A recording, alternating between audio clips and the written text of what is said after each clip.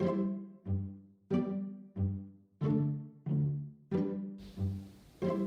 everyone, welcome to today's Mini Music Makers from Manchester Camerata.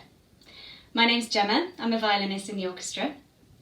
Now hopefully you've seen a few of these by now and you'll be able to join in singing and with the actions for the Hello song. Let's have a go. Hello everybody, get up on your feet. Stand up tall and stamp to the beat. Reach to the sky and touch the ground. It's time to play and make some sounds. Many, many, many music makers. Many, many, many music makers.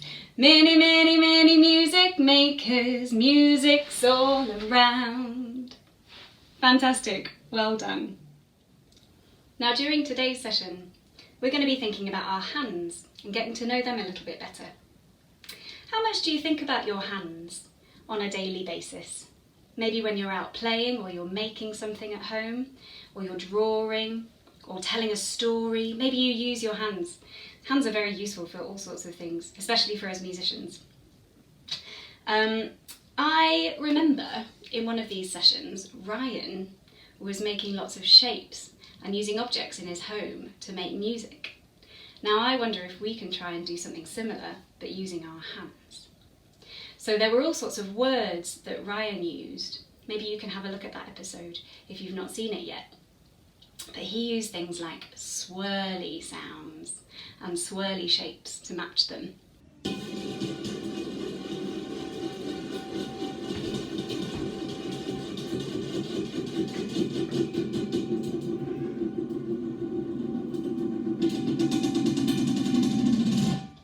And what else was there?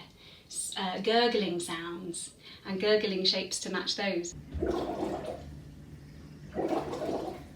So I wonder what kind of shapes we can make with our hands, which might have a describing word attached to them, like swishing or gurgling, or maybe something smoother. Let's see. How would you describe this?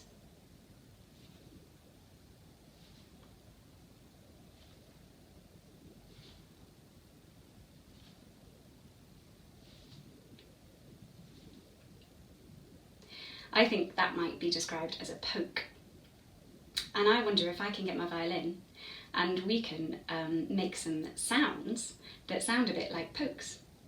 How about I play and you do the poking action? Let's try. Okay, so have you got your poking fingers at the ready?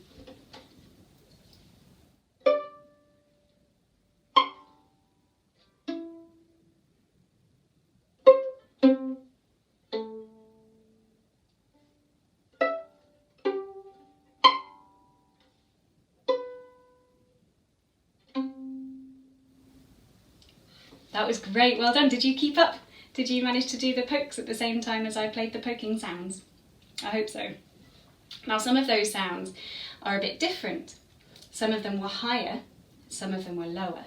Here are some high sounds. Here are some low sounds. Some of them were a bit faster and some of them were a bit slower.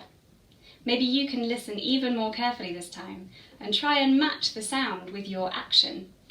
Are they high and fast, high and slow, low and fast, low and slow, or somewhere in the middle? Let's see.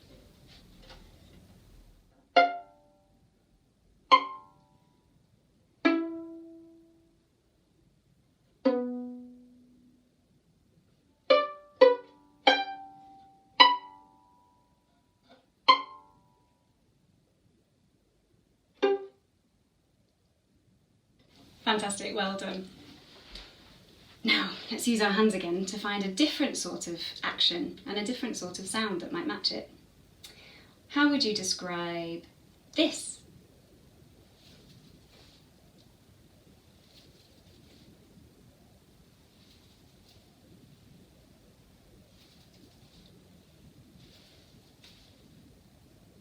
I think I might describe that as a flutter. Shall we try the same thing? Show us your flutter, and I'll get my violin. Are you ready? Let's see those flutters. Remember, if you hear me fluttering high, try and do it quite high with your body. If you hear me fluttering low, you can go right down to the ground.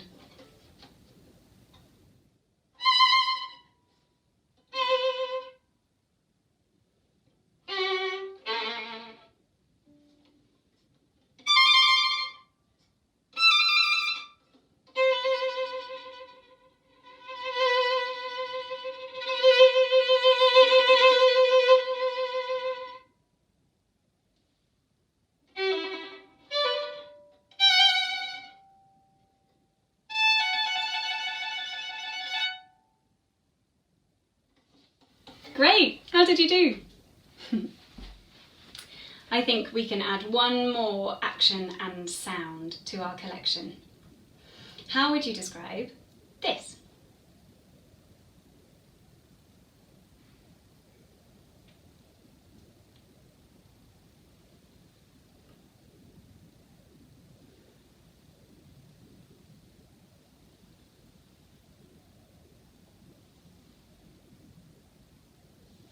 What do you think? I think it felt quite smooth. Maybe I'll call it a smooth shape. Let's see if I can find some smooth sounds on the violin and you can make the shape with me. All right, smooth hands at the ready.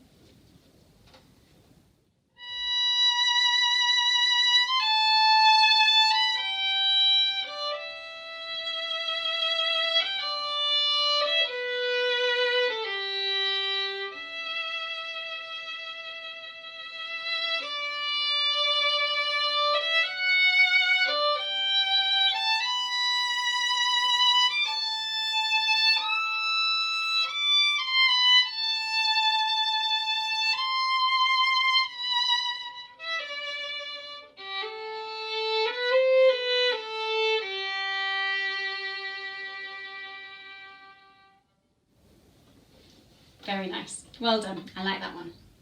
Lovely and smooth. So now we've got 3 actions. Can you remember them? We've got the poking, and we've got the fluttering,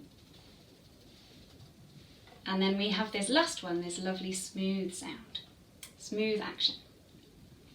So this time I'll play, and I might jump between any of those 3 actions and sounds that we found.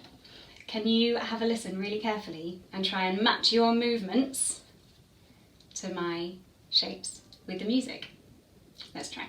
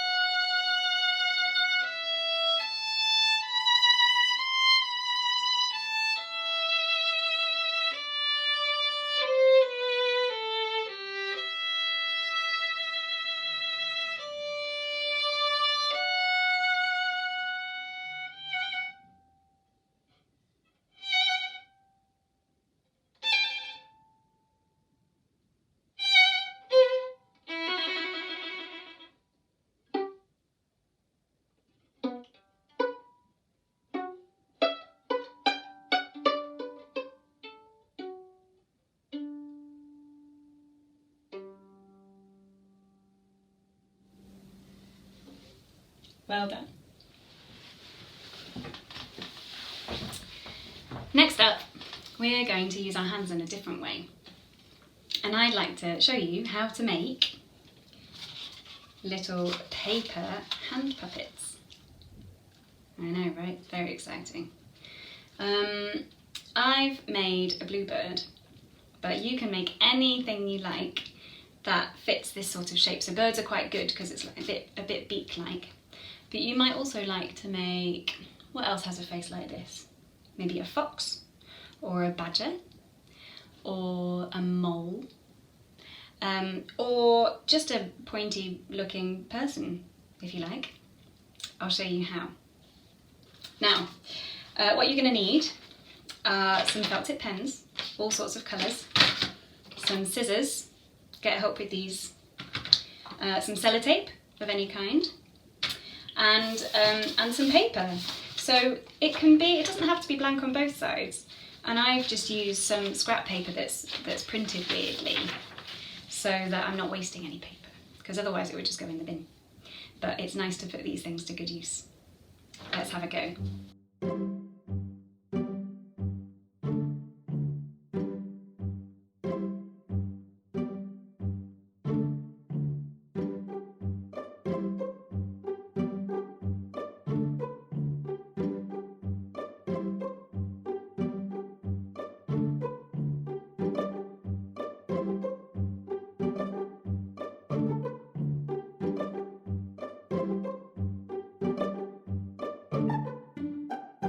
Okay, here's how we do it. Take your piece of paper, and you want the plain bit facing you, the long bit at the top and the bottom, and you're going to hold it with your thumbs in these bottom two corners like this. Then flip it over, keep holding, flip it over, and find the middle point. You're just gonna, ta-da, this is the complicated bit, twist it round like that. Did you see that? I'll do it again. So you're holding here, these two corners, keep holding, but let the paper come underneath. Find the middle point, and you're just going to wrap the two corners over each other and then hold underneath. All right, so it kind of makes like a bit of a hat, I guess. Hold tight here, and we're going to get our sellotape. You just want a little bit. Oh man, I have to use my scissors. But it's all right, I'm keeping hold. Okay, so this nice and tight still. And you want to try and make sure you've not got too big a hole at the top. That's quite important. And then we're just going to sellotape this closed here, like that. And you're free to let go. Phew. So that's your basic shape. And now we're just going to trim it down to size. I want it about this size. So we're just going to get the scissors and trim away. This is where you need real care and make sure your other hand's not in the way. Definitely get someone to help you if you've not done that before. And that is your basic shape for your puppet. Now, we've not quite finished with this yet. We're going to make a little tab to put on the inside to hold on to, just to make the whole thing a little bit more secure. So we're going to just cut a little rectangle like this. Fold over the very end just a little bit. We need our tape again. Here it is. Tape on the inside of that little folded L. Definitely get a grown-up or a older sibling to help out with this if it's a bit too fiddly. Don't worry, it was for me first as well. And we're just going to put this little tab on the bottom of our puppet, the little bottom bit there, so that, in as far as you can go, so that when you put your hand in, you can hold on to that tab and it will help to keep the puppet in place. So you've got your little tab on the inside there. And that is basically it. So now what we get to do is the super fun bit. We get to use the colours. I've made a bluebird here, just because I saw one in my yard this morning and I thought he was really nice. So I've tried to copy him. But maybe I'll do a different bird now. What are you going to do?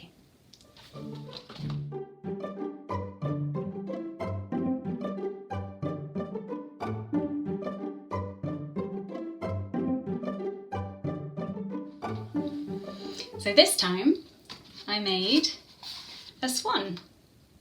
Swans are really good for this because they've got long necks, so you can get your whole arm involved in the puppetry which is quite fun.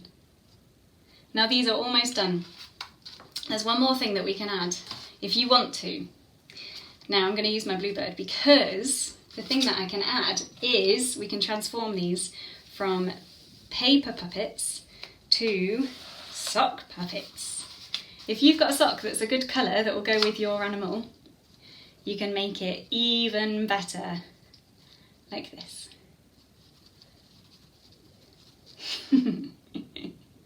Go and have a hunt, see if you can find a good sock.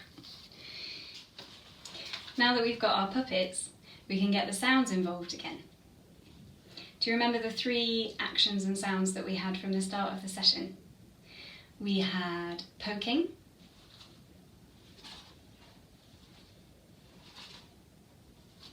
which feel more like pecking now. We had fluttering,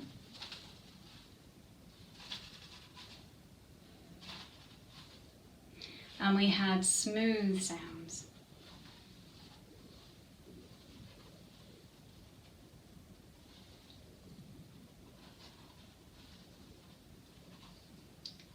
So let's take our animals on a bit of a journey. See if you can copy me, and let's see if my violin magically plays itself as well to accompany us.